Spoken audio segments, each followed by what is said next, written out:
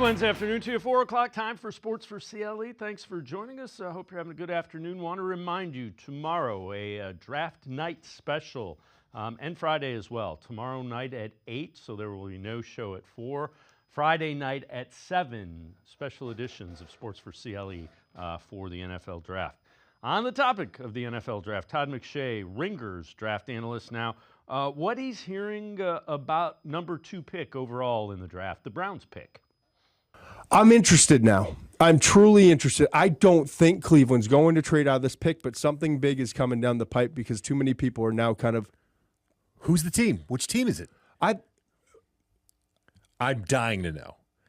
Everyone wants to say Dallas, and Jerry Jones made the comments that something vague around like we're going to be making a move for a player before or after the draft. Like, okay, I could see Dallas.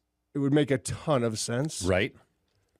A ton of sense. Both in terms of need, personality. It's a hell of a lot better than sticking at 12 and taking Tet McMillan. If he's there, don't think he's going to be. We'll get to that in a minute, but he could be. Or Matthew Golden, who I love, but I don't love him like I love Travis Hunter, and then getting a cornerback with it. Who else? Like, who else could it be? It just screams Dallas to me. Maybe I just have blinders on. I just think it's Dallas. Could it be like, a San Francisco maybe trying to make that move? That would seem strange to me. To go down to 11 or 12, it would be multiple first-round picks in addition to that 11 or 12 pick. And I don't see that happening. We'll see. Jeremy Fowler was at the Browns facility in Berea getting ready for ESPN's draft coverage. He is the national NFL reporter for ESPN. What is he hearing about the Browns in this draft? After talking with sources with the team this morning, the Cleveland Browns remain open-minded to a potential trade with the second overall pick. As one team source told me, it would be foolish to not at least consider this, and they could add to their 10-pick haul moving forward. Now, they have a very short list of players that they would consider in the early first round. Colorado's Travis Hunter is indeed one of them, and the majority of people I've talked to around the league do expect Hunter to be the pick and for Cleveland to stay put. And really, Jay, the momentum with Hunter built a couple weeks ago at Colorado's Pro Day. I was told that Travis Hunter ran routes at his Pro Day in part because he knew it would make the Browns happy. The Browns see him as primarily a wide receiver, while other teams see him as more of a cornerback. So the buzz here in Cleveland is certainly building around that potential pick of Hunter. We just spoke with new quarterback Joe Flacco. He said clearly Travis Hunter is more than an athlete. He is a serious football player if he can handle 2 positions. Said he was a real football player and that he understood the space dynamic of the NFL, which made him more than a great athlete, but made him a really good football player. We'll hear more from Joe Flacco a little bit later. Dan Orlovsky, former NFL quarterback, with an interesting question: who has the highest ceiling of the quarterbacks in this year's draft? If all the quarterbacks that we think are first-round potential quarterbacks or top 40 picks, you're talking Cam Ward, Jackson Dart, Shedeur Sanders, Jalen Milroe, Tyler Shuck, if they all peak, if they all reach their highest, who's going to be the best? Probably Milroe. Exactly. So if you're the Pittsburgh Steelers, like if Shedeur peaks, he's going to be a good player. But if you are the Steelers and Jalen Milroe's there, and maybe they have to trade back to 26, 27, 28, and that's the guy for your future, because the list of the things that Milroe doesn't do well is a lot shorter than the list of the things that he does do well. And I don't want to represent that he's this finished product, unbelievably accurate player, all that. But there's no way that you can sit there, watch the same tape I've watched, watch the same talent that I've watched and go, if we believe in the development of our organization, if you're the Steelers and you believe in the people that are in charge of the development of the players, that guy doesn't have the chance to be a star. And you substitute any name, not just the Steelers. Put the Browns name or the Giants name. That's one reason why some team, and it might be the Browns, might trade back into the first round to get Jalen Milroe. We'll find out tomorrow, starting at 8. Again, the Sports4CLE draft special starts at 8 tomorrow. Guardians over at Progressive Field going for the sweep of the Yankees afternoon game. Carlos Rodon on the mound for the Yankees. It was Luis Ortiz on the mound for the Guardians. And in the first inning, Aaron Judge, this thing looks like it's shot out of a cannon. High off that extended thing in center field, It ends up going as an RBI triple, gave the Yankees a 1-0 lead. Still in the first, and more trouble for the Guardians. Paul Goldschmidt hits one, and that one is off the wall as well. An RBI double to make it 2-0 Yankees with the lead. Luis Ortiz got out of it, but in the second, Yankees going again. Ben Rice, RBI single to right field. 3-1 Yankees with the lead. Still in the second inning, and it's Goldschmidt again. It's an RBI single to make it 4-1. Yanks tacked on one late, and they win it 5-1 is the final. The Yankees avoid the sweep and defeat the Guardians. A day off tomorrow for the Guardians. The Red Sox come to town for a weekend series starting Friday over at Progressive Field. Game 2 of the first round of the NBA playoffs, Heat and Cavs coming up tonight at Rocket Arena. Kenny Atkinson knows adjustments are coming from the Heat, but the Cavs are pretty well equipped to adjust to the adjustments, if you will. Every game, it's going to be someone different. Every game's going to be, he can play 28 minutes tomorrow. Like, it's just, and kind of what happened, we had one group playing so well, you know, and all of a sudden Sam gets more minutes than he usually gets, right? And you know, so that affects everybody. So that's where, you know, my feel and their ability to sacrifice. There are teams in the playoffs that play 8 guys, and that's all we're playing, and we stick with that. We have a little different philosophy. So I think game to game you'll see, you know, maybe besides the big 4, minutes will change and fluctuate. How did you sense the guys handling that message that you sent them? Oh, they've been great all year.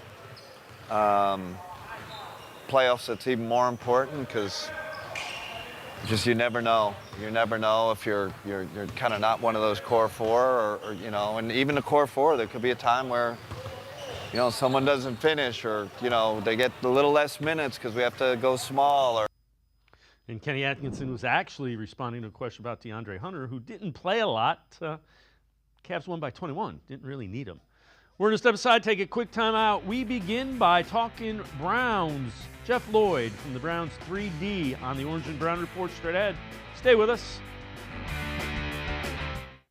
The Ohio Lottery Partners in Education program is dedicated to recognizing exceptional students, teachers, and schools throughout Ohio. Scan the QR code on screen to nominate students and teachers as Academic All-Stars and Teachers of the Month. They must be currently enrolled or teach in grades K through 12. Is your K through 12 school developing students' literacy skills to achieve success in reading? If so, you can nominate your school for the School of the Year. Students can win $100, teachers can win $500, and schools can win $2,500. Scan the QR code, fill out the forms, and nominate deserving students, teachers, and schools today. The Ohio Lottery Partners in Education program takes pride in honoring exceptional students, teachers, and schools across Ohio. Submit your nomination today. It's fun, fast, and free.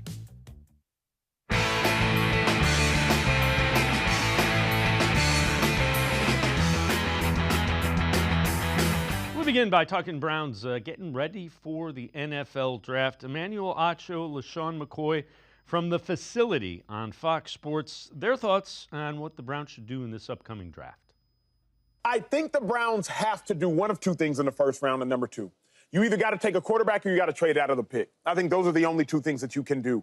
I love Abdul Carter as a pass rusher. I love him as a pass rusher. But you know who I love more? Myles Garrett, a generational talent, a Hall of Fame talent. And even Myles Garrett as an edge rusher can't do enough to get the Browns over the hump. Mind you, the Browns had Myles Garrett, Jerry Jeudy, and Denzel Ward all at the same time, and they couldn't get over the hump. So what that tells me is this. All y'all other positions are amazing. I played another position outside of quarterback. But if you don't have a quarterback, you ain't got nothing. That's true. The Browns have to find a way to take a quarterback in the first round. Either take one at number 2 if you deem one as worthy, or trade out of that number 2 overall pick, acquire 2 first-round picks, draft a quarterback later in the first round, then use that first-round pick from next year to make noise next year, or to move back up into this year's draft and make noise. But Shady, I think the Browns have to take a QB in the first round. You're not wrong. You're not wrong. That's why they should do Sanders. Oh, he's wrong. He is definitely wrong. Let's welcome in Jeff Lloyd from Browns 3D on the Orange and Brown Report. And Jeff, that's how we got in this trouble with all the damn names on the back of the jersey since '99.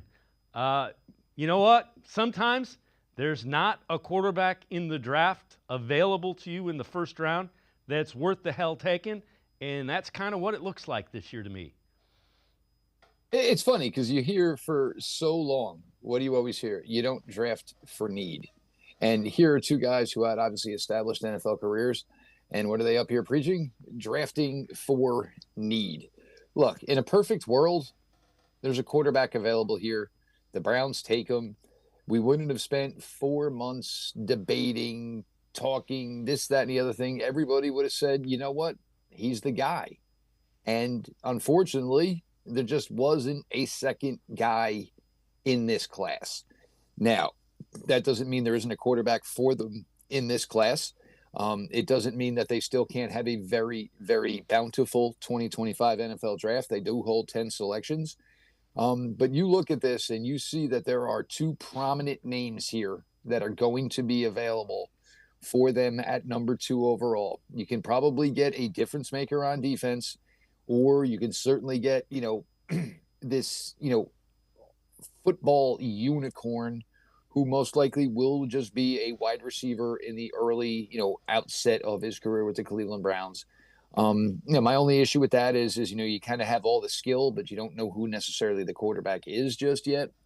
But if they deem that he is the guy and he is worth it, then it makes sense.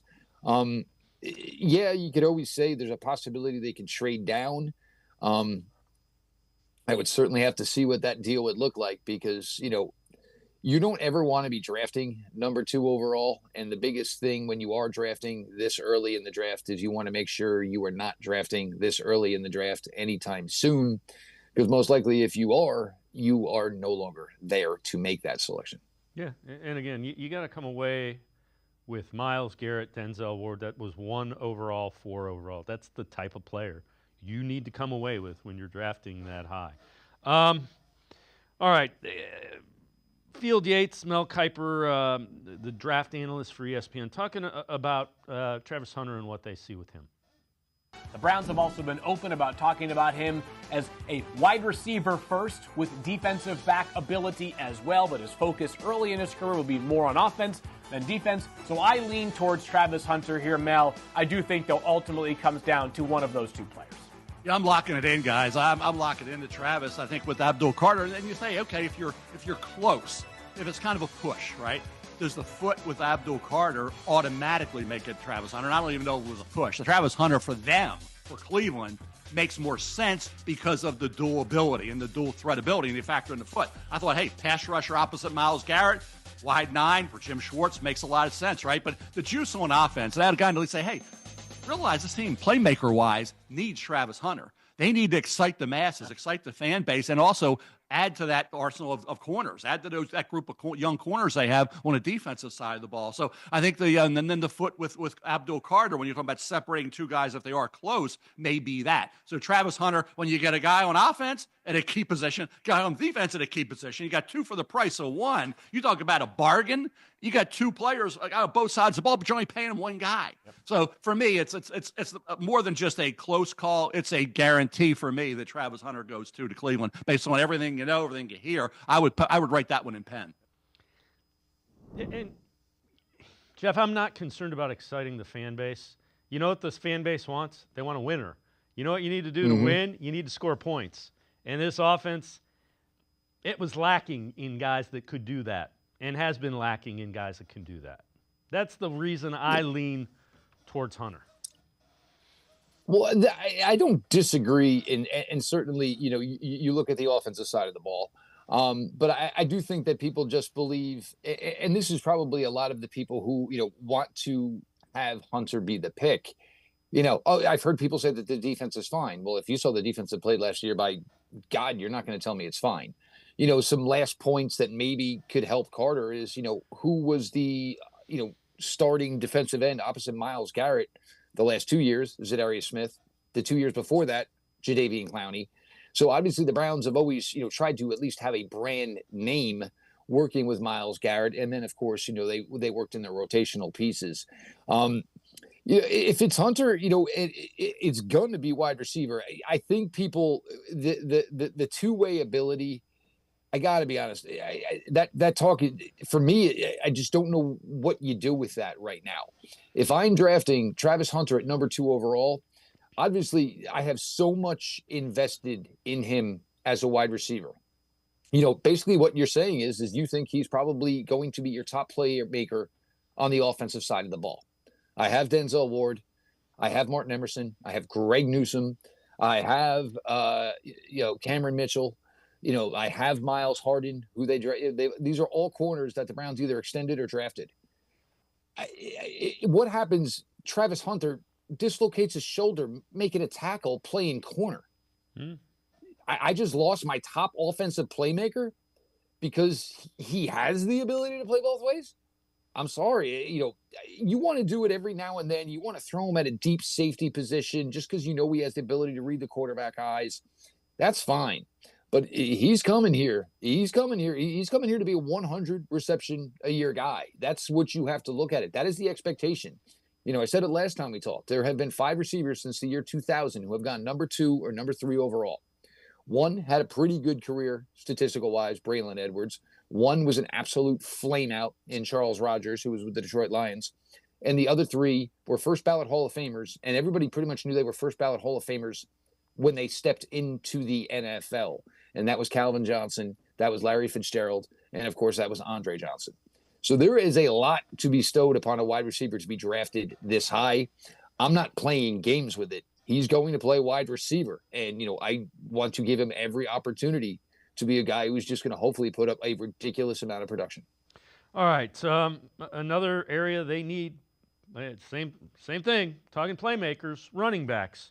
Who do you think could be in play for the Browns running back wise? Where do you think they look? I think it's a pretty significant need. I know there's some that are higher on Jerome Ford than I am. I think he's a nice change of pace. I don't think he's a guy you want to give the ball 20 times to in a game. Well, the thing I think here is, you have to understand, the Browns have always been, run under this analytic lens. That's the way they do things. The one thing where we never really got to see them truly use it was in the way they would view running backs through analytics. Why? They got here. They already had Nick Chubb. They extended Nick Chubb. And, again, extending Nick Chubb wasn't the analytic approach. Nick Chubb was just such a good player, was such a good influence, in the locker room, within the organization, the city. Everything Nick Chubb did was the right way it should be done. You pointed at other younger players and said, we want you to carry yourself like Nick Chubb. So, but now the analytic ideal to a running back room would be strength in numbers. Now, this is a great class. And, the names at the top, and, certainly not just trying to go with the Ohio flavor here, but a guy like Travion Henderson, I just think is outstanding. I think he's going to translate so well to the NFL. That being said, we know where most likely the pick number 2 is going. It's going to 1 of 2 people. We know pick 33 somehow, some way is pretty much spoken for us for as most likely a future quarterback for this team. So a lot of that running back group at the top, which is so good, is going to kind of become a no man's land for the Browns. So then you're talking, is it 67? Well, if I didn't get a pass rusher at 2, I'm going to need a pass rusher, and I can't expect a day 3 pass rusher in the 6th round, to be a solid contributor. So I think for the Browns, ideally, you're probably talking running back position on day 3. You hold pick 104 very early, obviously, on day 3. You get to basically close shop Friday night after the first 3 rounds, get to, work your board. And the Browns can look at, where the running back position is.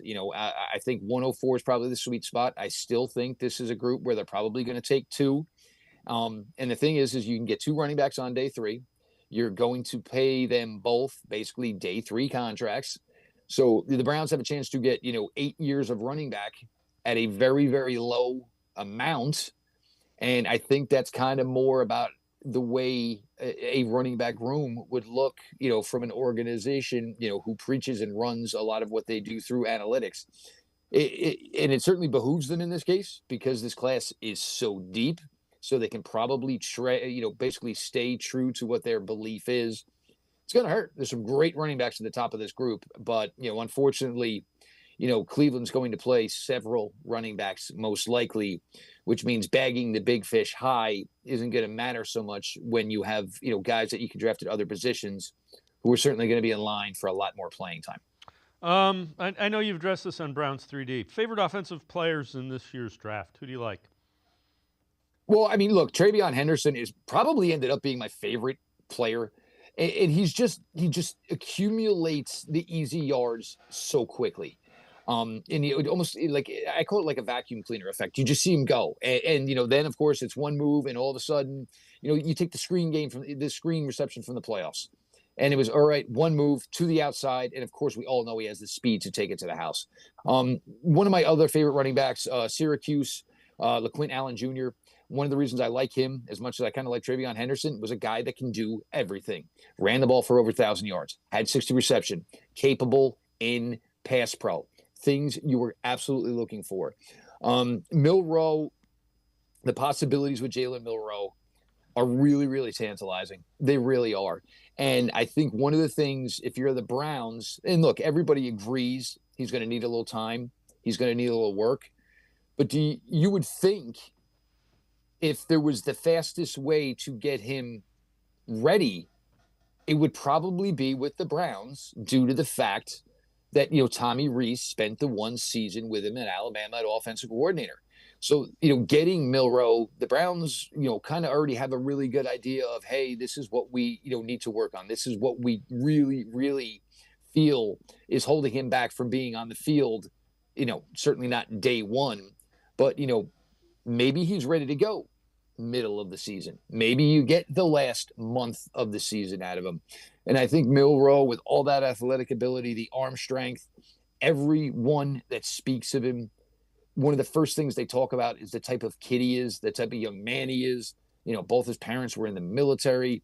You're getting a guy who, and it's really difficult with quarterbacks to say, well, there's work to be done, but if he can hit it, the type of player he could be. But it seems like a lot of people are saying, well, you know what? If I'm going to have to bet on the one guy to do it, I think it's going to be a guy like Jalen Milroe is the one who could do it. And those definitely some of the guys that really, really excite me. And I think, Elijah Arroyo, who certainly came to, Cleveland for a top 30 visit, just you're looking for, and it's nothing against David Njoku. The problem is when David Njoku is a little dinged up or he's out, you really appreciate and realize how good David Njoku is, when he's not 100% or when he's unable to go. Because you see this offense really, really just kind of go into a shelter.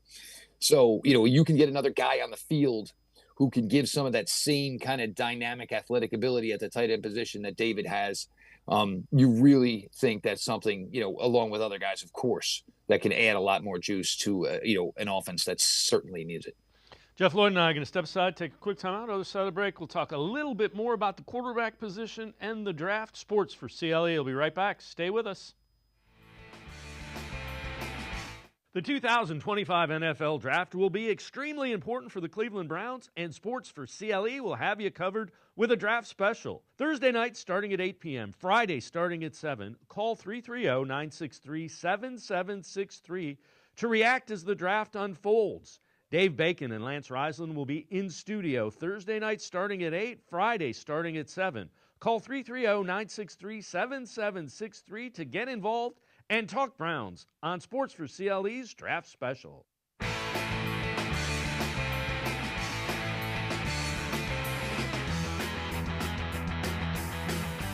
We continue talking Browns with Jeff Lloyd, host of Browns 3D on the Orange and Brown Report. This coming from Diana Rossini, a national reporter who covers the NFL. Steelers, Browns, possibly the Vikings could be involved in trade talks involving Kirk Cousins. Sources say Minnesota looked as the least likely scenario, given their preference to favor J.J. McCarthy. Cousins would need to sign off on any deal he's involved in. Important to note, Jeff, he did report to OTAs, the voluntary practices for the Falcons. I can't see the Browns signed Joe Flacco. I don't see them trading for Kirk Cousins. I would be stunned. Well, of course Kirk Cousins showed up, man. You got to get that money, man. I mean, if you're going to take that money, you better show up. I don't see how it works now, honestly. And I think this is something, Cousins and the Falcons, they're in this situation because they chose to be in this situation. They didn't necessarily want to play ball. They got themselves on, what they realized really quickly was the, wrong way of a contract that they didn't want to be in. They tried to get a little bit greedy about it as far as, well, we want you to pay, some of his salary, we want to be compensated. And, who's to say where this goes at this point? I don't think Cleveland really has any interest. I think there are 3 quarterbacks outside of Cameron Ward that they really like. Not saying that either one of these guys are coming in here and you're going to say, yes, they will be the Browns quarterback of the future. But, you have Pickett, you have Joe Flacco, you're going to have, this rookie. I'm not exactly sure what Kirk Cousins would do for them. And the other thing is we've heard a lot that Kirk Cousins is really kind of trying to be involved here as to where he gets to go. If you're Kirk Cousins and you look, you tune in Friday night and by, 7:15, the Browns have added Jalen Milroe, you're going to say, well, what in the world would I want to go to Cleveland for? And look, it's the way it worked out for them. I don't feel bad for Atlanta in any way whatsoever. They created this monster themselves. They could have gotten out of it either way. They are paying him. So maybe Pittsburgh. I mean, you think Aaron Rodgers would at least have the common decency to give Pittsburgh some kind of answer here in the next 28 hours to kind of let them know what's going on. But the Browns, Cousins, I just don't see it anymore. All right, so I know you've talked about Jalen Milroe and his skill set on Browns 3D. Wait, let me put it to you this way, though.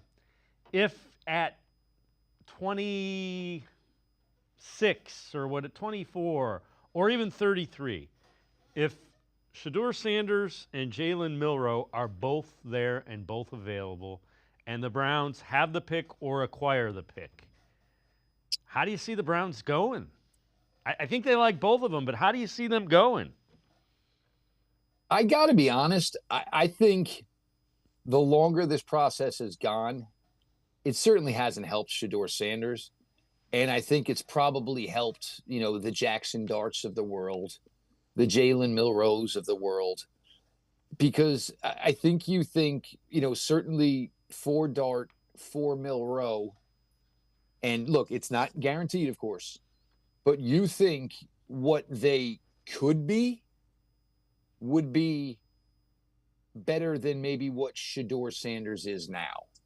And if you're not taking this top 5, and if you were, and you were a team and maybe you ended up top 5 because you had a weird fluky injury that led to a really bad season, but you're actually a really good team and it just didn't go well, you see where that pick may have worked, which is why I always told you I thought Sanders in the 20s probably made more sense.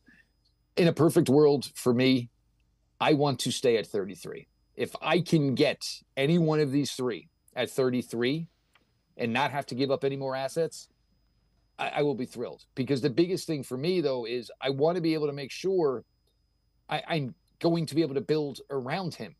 And yes, it's most likely going to be a bunch of skill players this year. There is a real solid chance that the offensive line in 2026 is a complete rebuild from left tackle all the way across to right tackle. So you've got to be conscious about, trading up, and maybe the cost wouldn't be that exorbitant. But, I think for Cleveland, the key here is these 5 selections in the top 104.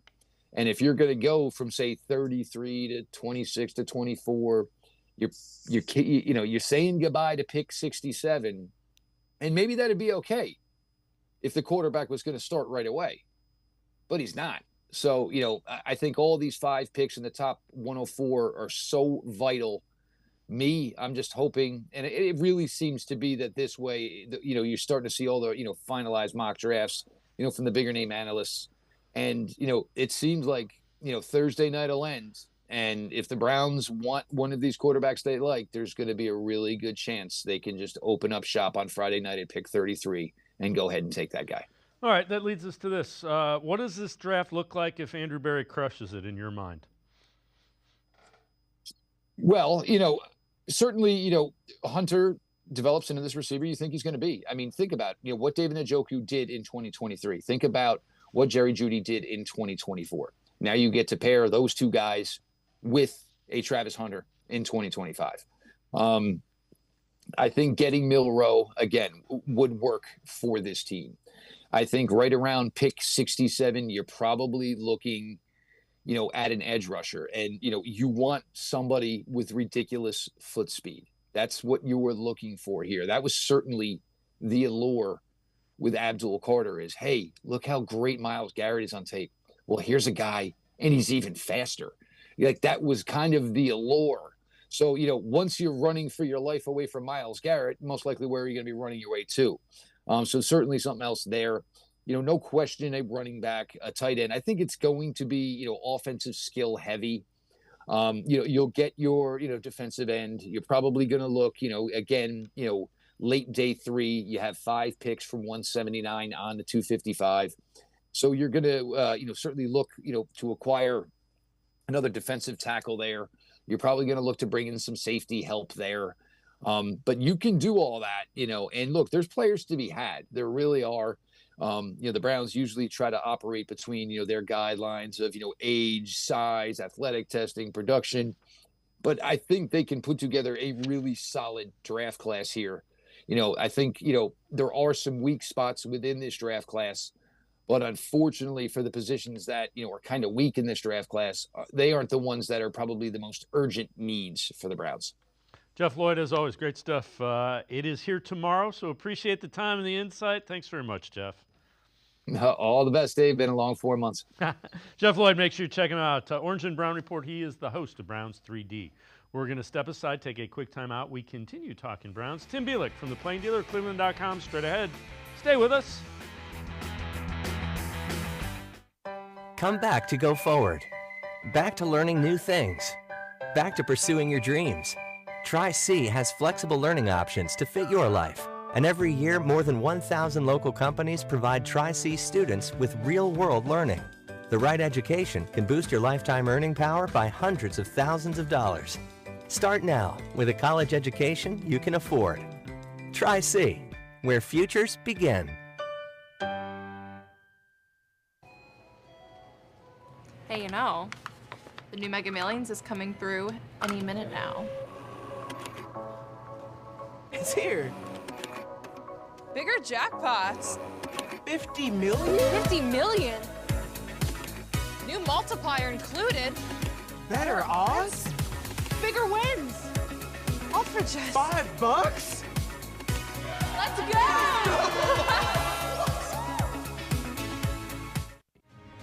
The Greater Cleveland Sports Hall of Fame celebrates the star athletes and notable sports figures who were born or have made their home in Greater Cleveland.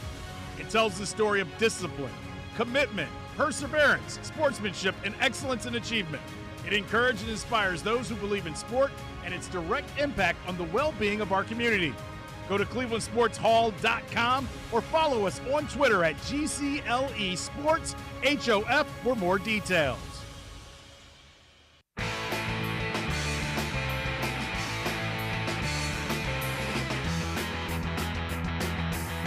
We continue talking Browns on Sports4CLE. Let's head to the voicemail of Truth and Reason. Hey guys, could AB move back to replenish a next year #1 pick to make up for what he lost in the Deshaun Watson trade? Who in that, say, number 6 to number 9 range should the Browns target at that point in time? I hate to see us lose Travis Hunter, but AB could be playing a long game to get a 2026 quarterback, and a lot of upside with quarterbacks next year. And having 2 #1 picks could get us in position to get one of these premium guys. We could still take one late in this draft too, a la Brock Purdy. Let's go Browns. As always, appreciate all of the voicemails. Let's welcome in Tim Bielek from the Plain Dealer, cleveland.com.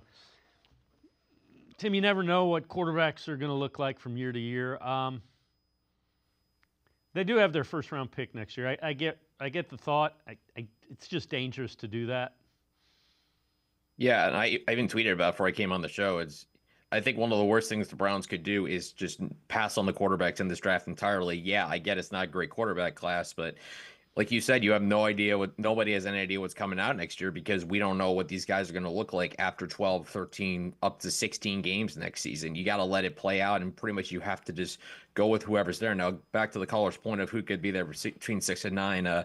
Spoiler alert for tomorrow morning, I'll have my final first-round mock draft, and if I was going to go in that 6-9 range, I wouldn't want to drop farther than 6 if I could get a first-round pick, because then you're probably guaranteed a shot at possibly either Ashton Genty, the amazing running back from Boise State, or Mason Graham, the big defensive tackle for Michigan. I know Lance Risland is a big fan of Mason Graham, and I think he could be a really exciting piece in the middle of the defensive line to put potentially with Mike Hall Jr. and create a really good defensive interior.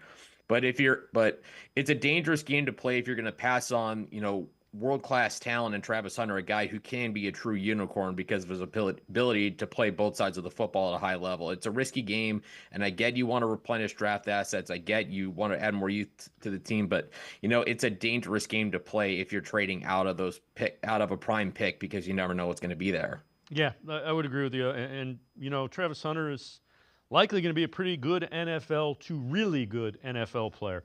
Tony Grossi, longtime Browns beat reporter, with what he believes is the Browns' level of interest in Shedeur Sanders. I can't say this any more times than I have already. They don't want Shedeur Sanders. The Browns. The Browns, okay. So they don't want him at 33.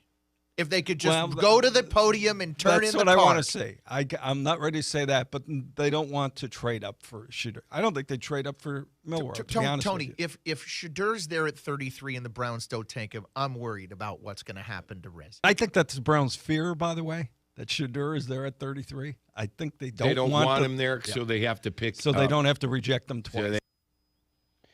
Tim, I know you wrote an article just on where national analysts have Shedeur ranked. Take us through that. And, man, if he's sitting there at 33, I get the whole idea. Milroe's upside is probably higher, but the floor of Shedeur is a whole lot higher than Milroe.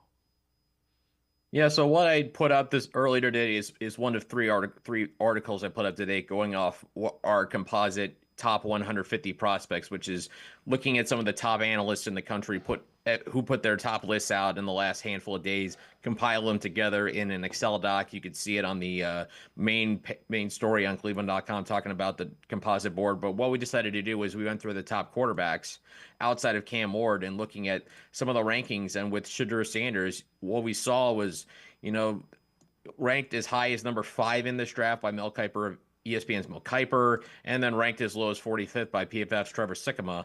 And Shedeur's, the way he's been talked about has been so interesting throughout this whole process. I mean, when we go back to before the combine, there was so much talk that he could potentially be the number 1 pick, and now here we are on the eve of the draft, and the potential that he might not even be a first-round pick. It's kind of surprising how much has happened, considering we haven't played a football game since late January. So it's always interesting to see how this thing kind of plays out. I mean, the momentum clearly says the Browns probably won't go with him too. If he's there at 33, which again, I don't believe he's going to be there at 33. I'd be stunned if he's there at 33.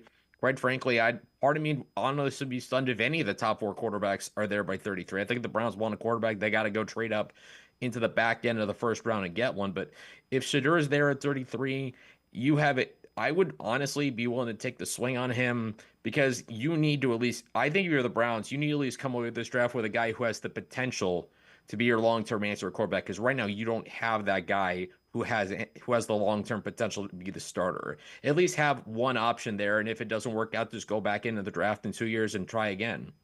So this is Diana Rossini is tweeting this out again, national reporter. She says the Browns are in trade talks with teams to get to the back end of the first round coming up for a quarterback. So it would be 33 for that. And again, it's going to depend on what it costs and the like. What would you be willing to give up to move up from 33 if you were the Browns? Obviously 33, I'd be really looking at potentially moving on from next year's number 2. And I think that's kind of the starting price. Like, even going into some of the mocks I've done, in the last couple weeks, I had, packages. Just looking at the 7th round mock I dropped the other day, I had 33, 94, 79, 179, and a 2026 third going to Denver for 20 and 122, making sure I kind of still have, another pick in day 3 between 104 and 179 to at least give yourself some room to grab a player in that area. But I think when you look at what the price the Browns should pay, I think the first rounder 2026 has to be off the table. I don't think there's any scenario where, unless you're trading back up into the top 10, which I just don't know if that's something that they would do. It just doesn't feel like something that's in their DNA. And again, if you're anticipating the Browns are not going to be a very good team, if they're going to maybe win 7-8 games at best, that's a first half of the first round pick. And I think I would imagine after not having it first the last 3 years, the last thing the Browns want to do is trade away that first round pick again. That second rounder in 2026, I think should be, at least in my opinion, a little more in play, because you can certainly move up and give up minimal assets this year if you combine 33 in a second to potentially move back up into the first round. And then you still keep, your 2 third-round picks, your 4th, and you can always recruit that second rounder in 2026 by trading down, depending on where you are with your first-round pick. Tim Bielek and I are going to step aside, take a quick time out. Other side of the break, we'll continue talking a little bit about quarterbacks in the draft. We'll also head to the voicemail of Truth and Reason. Sports4CLE, be right back. Stay with us. The 2025 NFL Draft will be extremely important for the Cleveland Browns, and Sports4CLE will have you covered with a draft special. Thursday night starting at 8 p.m., Friday starting at 7. Call 330-963-7763 to react as the draft unfolds. Dave Bacon and Lance Reisland will be in studio Thursday night starting at 8, Friday starting at 7. Call 330-963-7763 to get involved and talk Browns on Sports4CLE's Draft Special.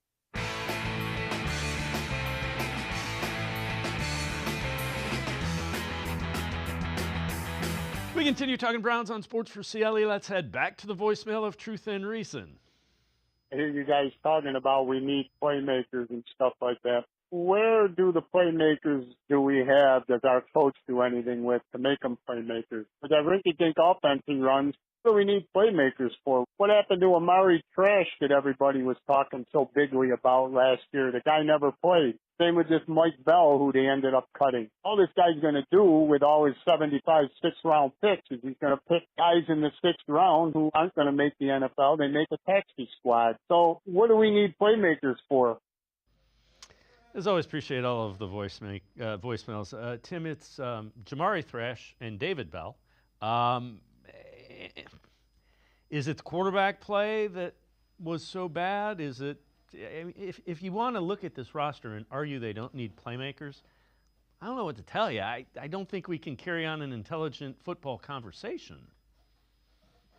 Yeah. I mean, I look at this roster, and this is, you can make a strong case for this being one of the worst skill position groups in football right now. Certainly in the AFC North, this is, I would imagine, certainly 4th place of the teams in the division in terms of skill position talent. And I mean, you want an example, just look at what the Browns have done with their drafting. Going back in their history, the last time they took a skill player in the first 2 rounds of any draft was all the way back in 2018 when they took Nick Chubb, who obviously is pretty darn good in his own right, no question about it. But it goes back to a point I've been saying for a long time. It's so hard to find high-level talent when you don't have high capital value picks. It's just hard. I mean, what I'm going to say in my mock tomorrow morning, I'm going to say right now is, you can hope for diamonds in the rough, but you can't count on diamonds in the rough. There's a reason they're called diamonds in the rough. They're hard to find. And for every, Amon-Ra St. Brown, you have 10 other guys like an Anthony Schwartz or a Des Fitzpatrick who didn't work. That's not, and it's just so much easier to find those guys with earlier picks. As far as, the offense, the Browns, I've said before, this needs to be an offensive draft. I think this needs to be a skill player draft. I think they need to go get receiver help. Obviously, if they take Travis Hunter at 2, like the expectation is, I think what all the momentum seems to be, you solve one area there. Now get a running back in day 2, and there you go. And maybe keep adding to it. You want to be, you got to be able to have the talented players at those skill positions to be those playmakers. I mean, it's not pro football's not just a game of X's and O's. It's about Jimmys and Joes. And basically, do you have the guys or do you not have the guys? And it's much easier to make your offense look good when you have legitimately talented players at those skill positions. And for a while, the Browns had just not had a lot of those guys, and they haven't. The little draft capital they've had, the Browns have not used that much of it to go get those skill players. So Joe Flacco met with the media today during Browns OTAs, was asked about being a quote-unquote mentor for younger quarterbacks in that quarterback room. It's such a weird question to ask, and you kind of get in trouble no matter how you answer it. I don't think anybody ever really views themselves as a mentor, solely as a mentor. I think we all want to go out there and compete and play. I think if you're in the quarterback room for a day or two, you could probably understand that things like that naturally come up. I've played a lot of football, and I have a lot of different experiences, and there's a certain way that I see it, and there's a certain way I can talk about footwork and reads and those things, and I think they naturally come up. And I think when you just have a competitive, good quarterback room, you don't really have to worry about being a mentor. You just you do you, and you compete, and you have fun, and conversations come up, and everybody learns from it. And I'm not immune to that either. Like, I still have things to learn, and you can get somebody else's perspective on maybe one or two plays here or there, and it can help you it can help how you read it, and it can help how quickly you diagnose things with that specific play. So I think everybody kind of plays off of each other in that room. Tim, I think that was a great answer, and I think it was honest. It's not like, the Grizzly vet puts his arm around him and said, "Kid, let me teach you how to play quarterback." That's what he's saying. That doesn't happen. Now, you look at Joe Flacco. If a young quarterback comes and asks him questions, he's going to give him honest answers. Yeah, I mean, who better to learn from a guy who's got a Super Bowl ring, who's been around the block so many times, like Joe Flacco, who's seen almost everything you could possibly see at the quarterback position, playing in the NFL for as long as he has. I mean, I think what we've learned, and I think we have to understand, especially going to tomorrow night, there's no one way to play quarterback in the NFL. We saw Jalen Hurts win the Super Bowl MVP, and he's not a guy who's you necessarily think of as a guy who's going to just throw for 300 yards any given time. He's a true dual threat guy, can run, can make plays with his arm when needed, but also an extremely capable runner. Lamar Jackson, same type of thing. So when you look at these quarterbacks that the Browns could potentially add in this draft, there's numerous ways to play the position. We've seen it just change so much over the course of even just the last 7-8 years. But bottom line, the quarterback's job is to score points, and it doesn't matter how you do it necessarily. It matters that you do it. So certainly anything that can help a young quarterback become a guy who's able to put points on the board is certainly going to be something they have to learn from veterans like Joe Flacco and Kenny Pickett. So you did a mock draft, and you wrote an article with it, and kind of the title, Could Cleveland Learn a Lesson from Ravens Quarterback Gamble? So and you've kind of teased this. Here's what you had for your mock draft. You have the Browns taking Travis Hunter, then trading picks 33, 94, and 170, plus next year's third-round pick to the Broncos for 20 to get ahead of the Steelers, I'm assuming, and 122, and then taking Milroe at 20, Caleb Johnson, running back from Iowa, with that pick with 67, and then Billy Bowman, safety from Oklahoma. When you look at Milroe, are you betting on do you think the Browns are betting on the upside relative? Because let's assume Sanders was there at 20. Are the Browns going to bet on upside after, pick 2, if you will? Yeah, I mean, that's definitely the question I think you have to ask if you're, an NFL evaluator, going through all these different scenarios is, do you go with the upside, or do you go with a guy that is you feel like is gonna succeed in some way, shape, or form in the NFL? And I keep going back to Daniel Jeremiah and his his availability way back in February, talking about how he was a guy who always wants to bet on the upside. Now, Jalen Milroe is a guy that the more I've kind of dove in on him and really looked at things, his 2023 was, I think, better than his 2024. Maybe for me, as good a coach as Kalen DeBoer is, maybe he and Jalen Milroe just weren't the best fit. And I think I go back to a stat that Dalton Wasserman of PFF had, that Jalen Milroe, of the eligible quarterbacks in this class, he threw the most passes that were non-aided, non-play action, non-RPO, non-screen. And that's for a guy who's got sub 4.40 speed. A lot of straight dropbacks. And Milroe's a guy who is really good in play action, which I think his completion rate in play action was about 16 points higher than it was without play action, which, I mean, you want to talk about what the Browns do well on offense, and one of the first things you think about with Kevin Stefanski's offense, it's play action. And the way the Browns kind of built up the quarterback room this offseason, getting 2 veterans who can start in Joe Flacco and Kenny Pickett, gives you room to let Jalen Milroe develop behind the scenes and work on committing that footwork and his mechanics that he's been working on with Jordan Palmer the last couple of months to muscle memory. So certainly I think that's an interesting position. Like I said, I feel like as much as I kind of worry about, you have to kind of worry about the Steelers are going to do at 21. There's part of me that thinks they could go with a quarterback, whether it's Sanders or Monroe, and part of me that says, hey, we got Cam Hayward and TJ Watt for just a little bit longer. We traded for DK Metcalf. We got to go all in. We got to get a veteran. So it's unclear what they would do, but I think ultimately it's just going to be fascinating. I think you have to be fluid if you're the Browns, and if you really like either of those guys, you got to be aggressive and go for it. That's what he got 10 picks for. Tim Bielik, plain dealer, cleveland.com, as always, great stuff. Appreciate the time and the insight. Thanks very much, Tim. Thanks for having me, guys. Enjoy the draft tomorrow night. Sounds good. Tim Bielik, make sure you check out, we'll have another mock draft tomorrow. So check it out, plain dealer, cleveland.com. We're going to step aside, take a quick time out. Damon Wolf from Dogs by Nature, straight ahead. Stay with us. Come back to go forward. Back to learning new things. Back to pursuing your dreams. Tri-C has flexible learning options to fit your life. And every year, more than 1,000 local companies provide Tri-C students with real-world learning. The right education can boost your lifetime earning power by hundreds of thousands of dollars. Start now with a college education you can afford. Tri-C, where futures begin. Hey, the new Mega Millions is coming through any minute now. It's here. Bigger jackpots. 50 million? 50 million. New multiplier included. Better odds? Bigger wins. All for just $5. Let's go!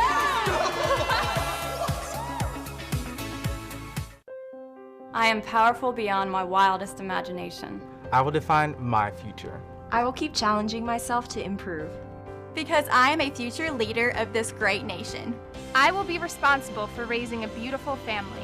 And educating not only my generation, but many more to come. I will make a difference in my community. And I will stand up for what I believe in. I will not settle for simply chasing my dreams, I will achieve them. Because I was given a chance. An opportunity. A home. At Family, Career, and Community Leaders of America.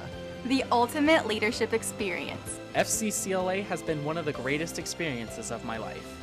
It's made me who I am today. Join us. We'll build a new future together.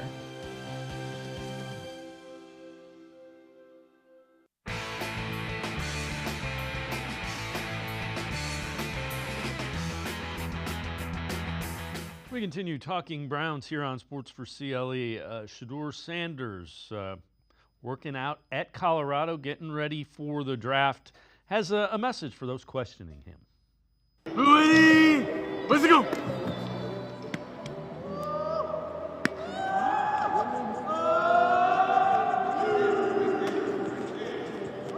They ain't gonna say my arm ain't strong, bit.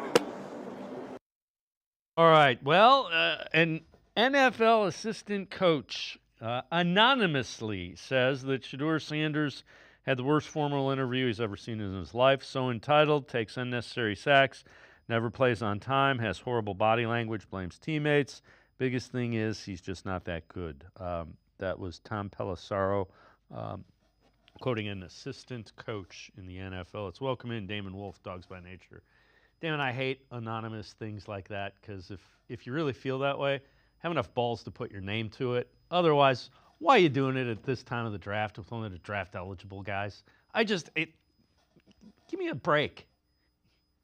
Yeah, it's a little unfortunate for that kind of crap to come out 36 hours before the draft. It's going to be the biggest night of the young man's life, and unfortunately, he gets a lot of criticism based on who his dad is. Obviously, and everything that comes along with that. But yeah, hopefully, that doesn't impact anything tomorrow night, and Shador goes in the first round. I know you're on an article. Browns would seem to be a team fit. The thing that I'm starting to piece tea leaves together. It sounds like they're gonna go and take a big swing on an upside potentially with Jalen Milroe or Jackson Dart. Those probably have higher upsides and lower floors than Shador Sanders. Yeah, that's the way it's kind of. It seems that way. I don't think it's a good idea for the Browns to necessarily try to trade up in the back into the first round for Shador. But out of all the team fits for Sanders, I think the Browns would be the best environment situation for him as far as scheme fit with Stefanski and the things that he would be asked to do in the offense. And I think he could probably be ready to play pretty soon, sooner rather than later. And I think he would find some success in Cleveland. I know you also wrote an article, best spots for the Browns to shop for talent this week in the draft. Take us through that and kind of where you were going with that article. Yeah, well, I did a 3-round mock draft over the weekend, and I was just really surprised based on all the team's needs of how many offensive linemen and defensive linemen are probably going to go really early in the draft over the first 2 rounds. And that's going to cause other positions for there to be some market inefficiency there.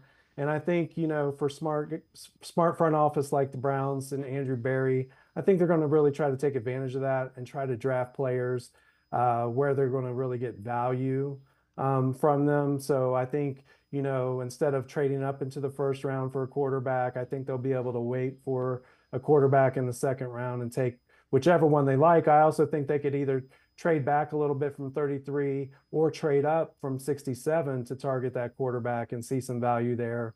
And in addition, I mean, there are just a load of running backs and linebackers who I have third round grades on that will be going in the 4th round and 4th round grades on that will be going in the 5th round. So those 2 positions really stand out of being able, if they sit back and are patient, they can get a couple of guys there.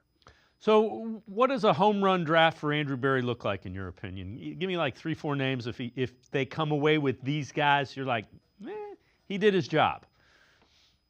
Sure. So I guess, in addition to Hunter at quarterback, I think Milroe or Sanders would be my preference there.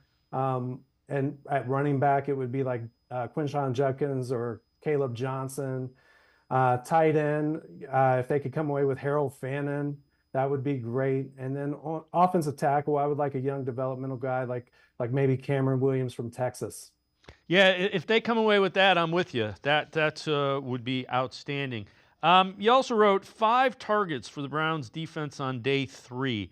You had Hunter Warlow, the safety from Wisconsin, B.J. Adams, cornerback from Central Florida, Zeke Biggers, D-tackle from Georgia Tech, Jalen Walker, linebacker, Indiana, and Ethan Downs, edge rusher from Oklahoma.